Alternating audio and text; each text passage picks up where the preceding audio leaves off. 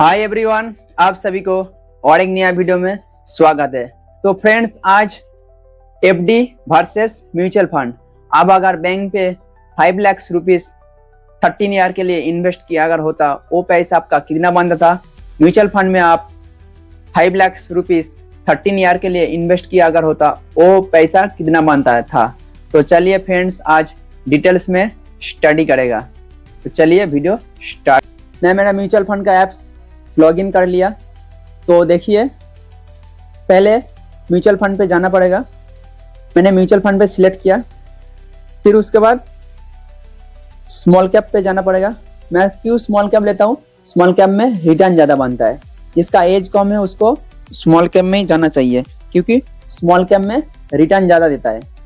तो मैंने small cap पे आ गया।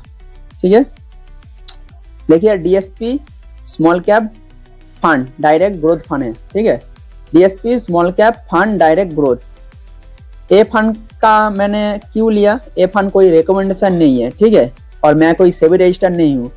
मैं सिर्फ एजुकेशन आप लोगों के साथ शेयर कर रही हूँ। आप लोग इन्वेस्टमेंट करने से पहले आप खुद स्टडी कीजिए, फिर उसके बाद इन्वेस्टमेंट कीजिए। और डीएसपी स्मॉल कैप मैंने फंड इसके लिए लिया है, इसका डेटा ज़्यादा है। क्यों? ये फंड बहुत जूना फंड है, ओल्ड फंड है। ठीक है, इधर देखिए, मैंने 1 साल का रिटर्न देखिए 18%, 3 ईयर का रिटर्न देखिए 69%, 5 ईयर का रिटर्न देखिए 145%।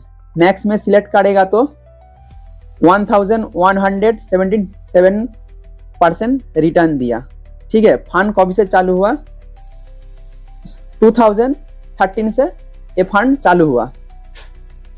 मतलब फंड का एज 13 ईयर हो गया। मैंने इसके लिए बोला था 13 ईयर के लिए कोई अगर फिक्स डिपॉजिट किया होता 5 लाख रुपीस, और वही 5 लाख रुपीस म्यूचुअल फंड में स्मॉल कैप में वन टाइम अगर कोई इन्वेस्टमेंट किया अगर होता, यही फंड में समझो, तो वो पैसा कितना बनता था। चलिए वो एक बार देख लेता हूँ। मैंने मैक्स सिलेक्ट किया डायरेक्ट, मतलब 13 साल। ठीक है, इन्वेस्टमेंट देखिए, इधर मैंने 5 लाख कर दिया। देखिए इधर इन्वेस्टमेंट दिखा रहा है, देखिए इन्वेस्टमेंट 5 लाख रुपीस। गेन कितना बना वो देखिए एक बार, 64 रुपीस गेन बना। मतलब 64 रुपीस नहीं, 65,000 का आसपास गेन बना। ठीक है, और टोटल फंड कितना बना वो देखिए फ्रेंड्स। टोटल फंड जो बना 17 लाख का आसपास हो गया। मतलब 17 लाख ये फंड पूरा बन गया। इन्वेस्टमेंट कितना था? 5 लाख ओनली, और 13 ईयर के लिए। और यही फंड अगर कोई फिक्स डिपॉजिट किया अगर होता, उसका रिटर्न एक बार देखिए 9,38,000 बनता था। ठीक है, 9 लाख ओनली 9,13,8,000 ये बनता। इसका रिटर्न देखिए 6.50%, और इसका रिटर्न देखिए 21%। मतलब ये हर ईयर, मतलब हर साल ये रिटर्न, ये जो फिक्स डिपॉजिट वाला है, ये जो बैंक में कोई अगर फिक्स डिपॉजिट किया अगर होता, हर साल 6.5% करके रिटर्न देता था हर साल, मतलब हर ईयर। ठीक है, और अगर कोई म्यूचुअल फंड किया अगर होता तो इसका रिटर्न देखिए हर ईयर 21% करके रिटर्न देता था। 17 लाख हो जाता। और एक बार देखिए, मैं कैलकुलेटर पे जाके एक चीज दिखाता हूँ। 17 लाख इधर डाला, ठीक है, डिवाइड बाय 13 ईयर, 13 साल। ठीक है, मैंने इन्वेस्टमेंट कितना साल के लिए बोला था? 13 साल। 5,38,000 हर साल बनता था। 5,38,000 मतलब हर साल आपका फंड डबल रिटर्न देता था हर साल। मतलब आप इन्वेस्टमेंट किया 5 लाख, हर साल आपको 5 लाख करके मिलता था। अगर ये 13 ईयर के लिए आप इन्वेस्टमेंट किया अगर होता, 13 ईयर, ठीक है, 13 ईयर अगर आप इन्वेस्टमेंट किया अगर होता, तो हर ईयर आपको मिलता था 5 लाख रुपीस करके, 5,13,8,000 करके। देखिए म्यूचुअल फंड का एक जो बात है, मैं आपको क्या बोला, हर ईयर हर ईयर आपको नहीं मिलता है, ऐसा नहीं मिलता है, आपको इन्वेस्टमेंट करना पड़ेगा। मतलब आप 13 ईयर जब लॉन्ग टर्म में आप इन्वेस्टमेंट करके देखेगा तभी आपको हर ईयर इतना पैसे मिलेगा। आप समझो आप 1 साल 5 लाख इन्वेस्ट किया, फिर अगला साल आप जाके बोलेगा म्यूचुअल फंड में, अगर खुद से किया अगर होता खुद चेक कर सकती हो, अगर बैंक पे अगर किया अगर होता बैंक पे जाके बोलेगा मेरे को डबल पैसे चाहिए, वो नहीं मिलेगा। देखिए और एक बात, आपको फंड चुनने से पहले आपको इधर देखिए, इधर क्या फंड है, ये भी म्यूचुअल फंड है, ये रेगुलर म्यूचुअल फंड है और ये डायरेक्ट फंड है। ये जो फंड है ये वाला डायरेक्ट फंड है। कोई एप्स में अगर आप डायरेक्ट लॉगिन करके इन्वेस्टमेंट किया अगर होता है, ये डायरेक्ट का रिटर्न देखिए 21.5%, 21.65%, और इसमें 17.7 और 77%, तो 17, 18, 19, 20, 21, 4% आपको रिटर्न कम मिलता था। 4%। आप अगर कोई बैंक पे जाके अगर किया अगर होता म्यूचुअल फंड ओपन, 4% कम।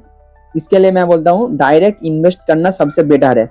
और फिक्स डिपॉजिट में आपको कितना मिला वो दिखाया, और डायरेक्ट आप म्यूचुअल फंड में एप्स के थ्रू लॉगिन करके इन्वेस्टमेंट किया अगर होता वो आपको कितना मिलता था वो मैंने दिखाया।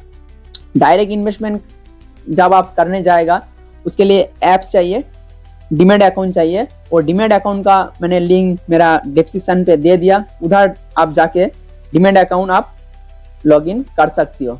ठीक है, मैंने धन का भी दे दिया, और एंजल वन जो एप्स है, एंजल वन जो प्लेटफॉर्म है उसको अभी दे दिया।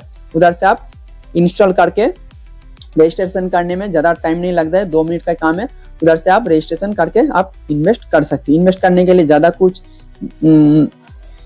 झंझट नहीं है। इधर इन्वेस्टमेंट करके इधर देखिए वन टाइम, इधर एसआईपी में आप कितना डाल सकती हो, इधर वन टाइम में भी आप कितना 5 लाख दे सकती हो। ऐसा कोई सिस्टम नहीं है, जितना चाहे दे सकती हो, जितना चाहे इन्वेस्ट कर सकती हो, वो आपका ऊपर डिपेंड है।